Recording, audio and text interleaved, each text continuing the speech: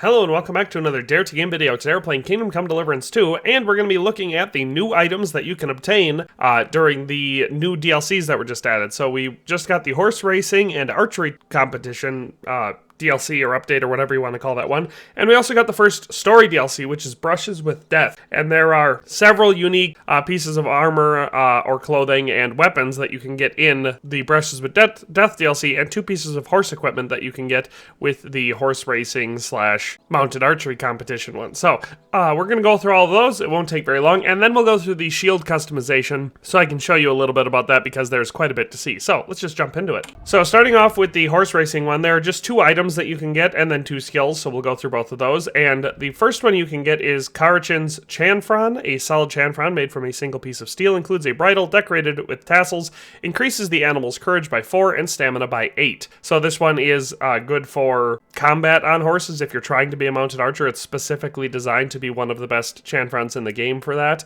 and it is unique, so it does give you 4 more courage, but also that 8 stamina. So like I said, just a fairly basic piece of horse tack. You can see it on there compared to the tournament bridle that I had on before. It's, well, a chanfron, so it has the armor, but it also has a fairly unique look compared to a lot of the chanfrons in the game.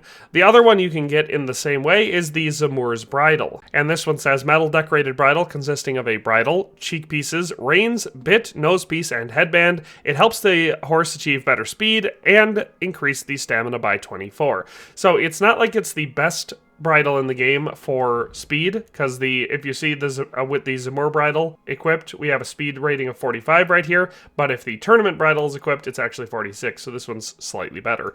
But that being said, it is pretty dang good, and it is unique. So those are the 2 unique items you can get from the horse racing and mounted archery update. As far as skills are concerned, we get a mounted archery skill for horsemanship called Argin Tav, I believe would be how you pronounce that. And it says Argin Tav is a Mongolian term for a superb horse. Additionally, you've gained much wisdom from the equestrian traditions of the eastern steppes. While riding a horse, your ranged attacks will deal 10% more damage. So that is a one you can get by completing the little story associated with, it's basically the tutorial for that update where you are learning how the horse races work and how the mounted archery works. So that is one of the perks you can get. The other one is called Equestrian Explorer, so you can see it right below that one. It says you've learned much of the art of the equestrian exploration. Your horse will deplete stamina 5% slower, and you will see 15% further when using fast travel, and you will have a better chance to react to events on the road or to avoid them altogether. So the Argin Tav one is the one that you can get from the mounted archer, and the Equestrian Explorer one is you can get from the horse racing guy. If you do it correctly, you can get both of them. I've already made a video showing, the dialogue choices and steps to do to make it possible to get both rewards, but you can get both bridle and chanfron and both perks if you do it right. So that's the horse racing and mounted archery DLC. Let's go through the Brushes with Death unique thing. So just starting off with the legitimate straight up unique things, one thing you can get your hand on is the Madman's Longsword, which I'll show you outside once we're done looking at it in here. But you can see it is one that you can forge, so we forged it at the highest level, because the way that you'll get this is during a story mission when you go to talk to someone at a dugout. I don't want to get into more than that because it'll be spoilers. You can get this sword from him. It'll be like a stub, and then you take that and you can reforge it into this longsword, which if reforged at level 4 has a stab damage of 165, slash damage of 157, blunt damage of 31, defense of 285. So overall, not the best longsword in the game, but a pretty solid one, and it looks very unique, so that's one of the reasons it's so cool. So like I said, we'll look at that outside of the menu now. So just taking a peek at it outside, you can tell it looks fairly basic. It's obviously got a very thick blade, and you can see where we have repaired it, so that's interesting. Considering the durability isn't ridiculously low or anything, it's funny that you can actually see that crack. But yeah, when you first get it, it's just that first stub, and then when you reforge it, it adds the end on. But yeah, it's a fairly basic longsword. The pommel looks pretty cool because we've got that like copper center with the cross in it. But other than that, it doesn't look ridiculously unique. But it is unique because, it was added with that DLC. So that is the Madman's Longsword. Moving on, we got a new dagger. We got a rondel dagger. This one is easily missable. You pull it out of a corpse early on in the DLC in the Trotsky region. So there will be one where you're investigating a stone. By it, you'll find a corpse, and there will be a dagger sticking out of its head. And like I said, it's easy to miss it, but it's a rondel dagger, and that's cool that they added that into the game, and you can now get it. So it says a dagger with a triangular blade made for piercing gaps in a foe's heavy armor. So it's just a unique dagger. You can't like wield it or anything like that, but you can equip it in the dagger slot. So that is the Rondel dagger. And then we get a couple unique pieces of armor. So for one thing, we get the Lord of Hell's helmet. This is one that I would assume the stats on it vary based on what you use. I used a Noble's Bassinet, but I haven't tried it with anything else yet. But it does have a very unique look, so we'll put that on and look at it outside of here. But this is another one you do for a story where you're asked to go, bring certain items to help with a disguise so you can pretend to be the Lord of Hell. And you have to bring back any helmet with a visor and you'll get this helmet. So let's just take a look at this one. So you can see it is a pig snout bassinet or hound skull style once you've changed it or whatever, with some like teeth cut into it. So it's got an extraordinarily unique look to it. It's also got big old ears sticking off the sides and horns coming off the top. So there's pretty much no helmet in the game that looks anything like this, so it is incredibly unique. So that's what it looks like with the visor up. Look from the bottom. So that's it with the visor up. Now let's look with the visor down. So there with the visor down, you can see it in its full glory. Definitely very creepy looking, and like I said, very, very unique. Nothing like it in the game. So that is the Lord of Hell's bassinet. Let's move on to the next item. Next one is another helmet, and it is the Murderer's Painted Helmet. This one is one that you can get earlier. You'll find this during a mission in the Trotsky region, and it'll be a different helmet, but then, the painter will paint it for you. So it says, the helmet of the notorious murderer Burkhard, improved by the painter to be less scary. So let's take a look at this one. I'm quite excited by this one because it has armor painting, which is certainly a real thing that up until now has not existed in the game, and I hope that it can be expanded upon further. But you can see it's a basic kettle hat, and it has Burkhardt's signature, bit taken out of the rim, so you can use it also as a fairly effective weapon to beat unarmed peasants to death with your helmet, instead of using your sword or whatever. But it is painted red and white, so very cool for that reason. But that is that helmet. Let's move on to the next item. Next up, we have a unique waffenrock called Lord of Hell's Garb. Again, this is one that you'll use in the same mission as the Lord of Hell's helmet, and it is not all that special or unique, but it is what it is. So this is what it looks like when you're wearing it. It is a long red knight's waffenrock, length waffenrock that looks disheveled, and other than the chains hanging around the waist, it doesn't really have anything special about it. I guess it's kind of cool looking because of how unique it is, having the chains and such on it. But overall, not really my thing. Let's see, I think it has a tail too. Yeah, it also has a tail. So if you're pairing this with the helmet to go for a scary suit of armor, then it definitely makes sense. And it is unique, so I'd keep it no matter what, but nothing too cool looking there. And lastly, we have the Miser's Cuirass. It says, while it may be a well-made piece, what good is armor to someone who swings around a brush instead of a sword? This is one that was given to the painter in lieu of money by an armorer after he painted a sign for him, and basically, you get it just by doing another mission, and then when you get back, the painter will give it to you as your reward for doing the other mission for him. So, it's pretty easy to get by just playing through the Brushes with Death DLC, and it's a fairly good cuirass. You can see it has a stab defense of 131, slash defense of 96, blunt defense of 34, conspicuousness of 75, noise of 84, visibility of 55, charisma of 16, durability of 15, and a weight of 25.3 pounds. So, we're comparing it, you can see in the stats over there, we're comparing it to a Milanese cuirass, or no, not a Milanese cuirass, I have a modded cuirass on, one for the silver lease armor, but you can see that the stats are very, very close, making it one of the best cuirasses in the game. And so to see what it looks like on the outside, it is a combination of a plate cuirass and some brigandine up on top, so it's very cool and very unique. It's the first time we see something like this in the game.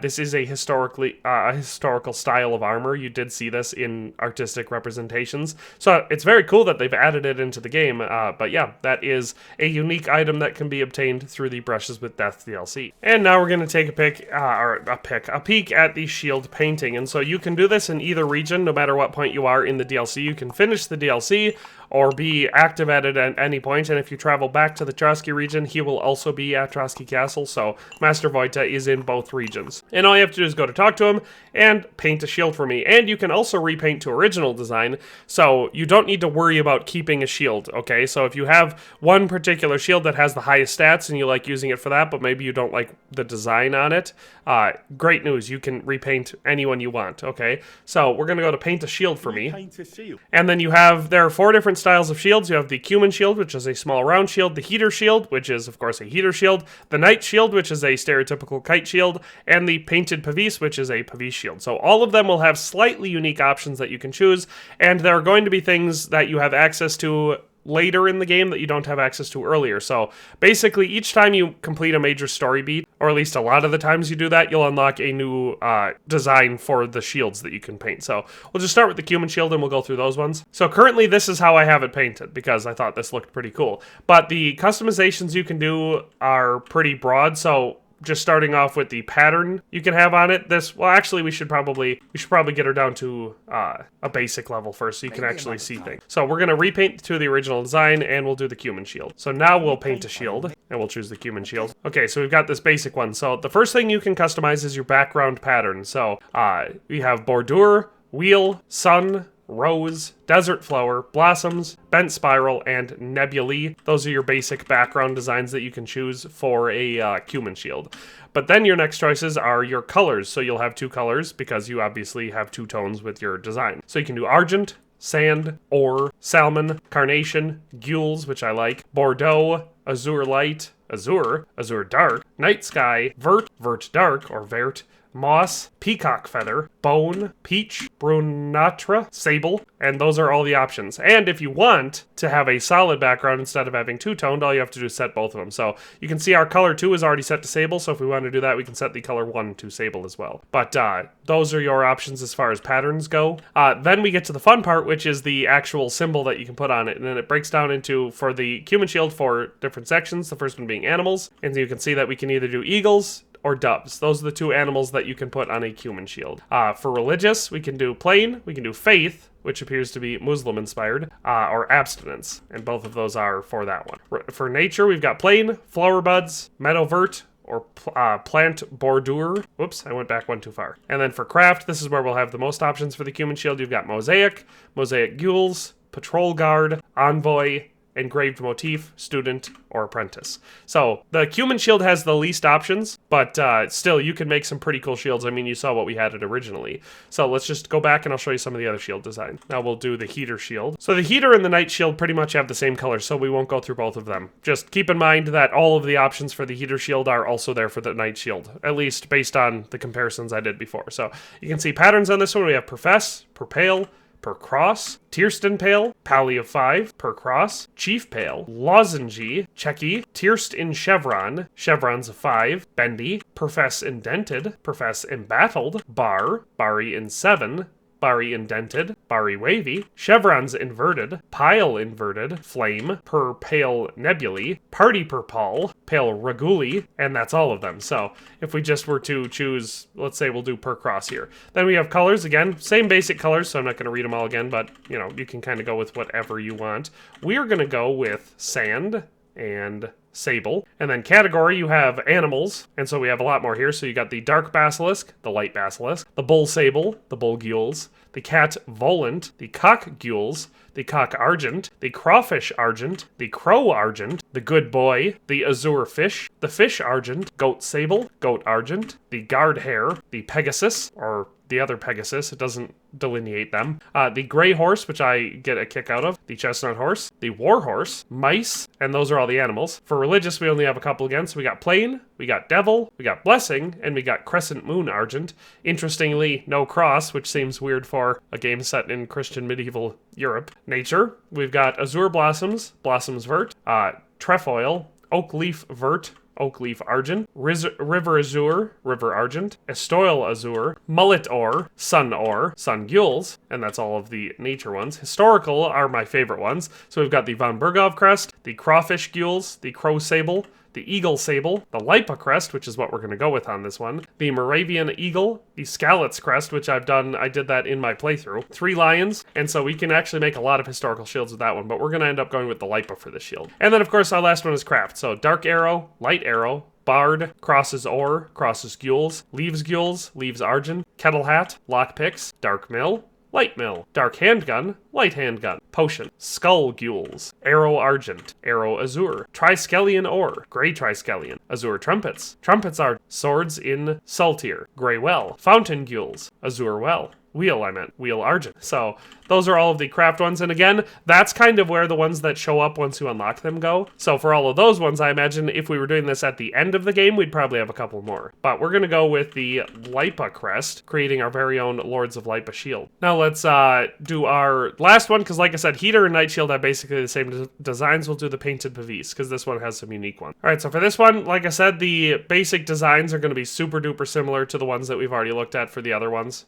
There's quite a few options, and you can go through all of them, of course, with your color choices. We're going to go with, actually, we're going to keep that argent, and we're going to go with gules for that. And then for category, we'll start with animals. You can see we've got dog for this one, boar, stork, crow, gray horse, chestnut horse, and war horse. So those are our animal options. For religious, we only have one, but it's really cool. So that's super. This is the design I had on it before because it's a really cool design. It says defeat of evil. So the way that I read that is it looks like Saint Michael slaying a demon or the devil. It could be. See, I would say St. George killing the dragon, but I'm pretty sure he had a sword, not a spear, so it's hard to say, but it's a really cool one, it's my favorite one for the Pavis shield. Then we have nature, so we got violets, the floral Bordeaux, ivy argent, nebulae, scaly, and ivy, and then historical. We don't have one, it's just plain. And crafts, we've got mosaic, triskelion, and wheel. So like I said, these ones are pretty dang cool. My favorite one, though, is the defeat of evil on this one. It's pretty awesome. So that is all of the things to consider when you're painting shields in here. Like I said, there's quite a few different things, and each shield won't have the same items, but you can come up with some really, really cool painted shields in this game now. So that is all of the unique items that were added with the horse racing and mounted archery update, as well as the Brushes with Death story DLC. So hope you enjoyed this video and found it useful, but that's all for today. We'll see you next time. Thanks for watching another Dare to Game video. If you liked this video, please leave a like and a comment. If you haven't already, be sure to subscribe to the channel. If you like my content and would like to support this channel, consider becoming a member today for as little as $1.99 a month. It makes a huge difference. But in any case, thanks for watching and have a nice day. I'll see you next time.